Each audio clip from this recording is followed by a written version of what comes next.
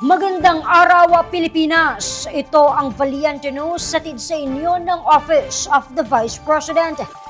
Di bababa sa 100,000 na mga pasahero mula sa lungsod ng Bacolod, Negros Occidental ang naserbisyohan ng libreng sakay program ng OVP noong 2024. Ang detalye ihahatid ni Brian Latasa.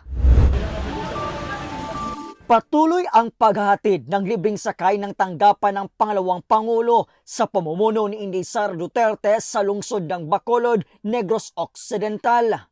Sa datos mula sa Office of the Vice President, Panay at Negros Island Satellite Office, nakapaghatid na sila ng libreng sakay sa mahigit 150,000 ka mga Filipino commuters noong taong 2024. Sa nasabing bilang, 25,000 nito ay mga senior citizens, habang mahigit 18,000 ang mga persons with disability. Nakabenepisyo rin sa nasabing programa ang mga estudyante.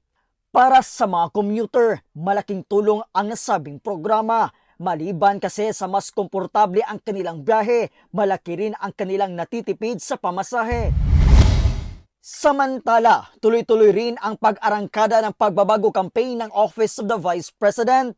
Sa Sablayan Occidental, Mindoro, sabay-sabay na nagtanim ang mga kawani ng opisina ng 1,000 mangroves, katuwang ng OVP sa tree planting activity, ang mga volunteer at iba't ibang organisasyon.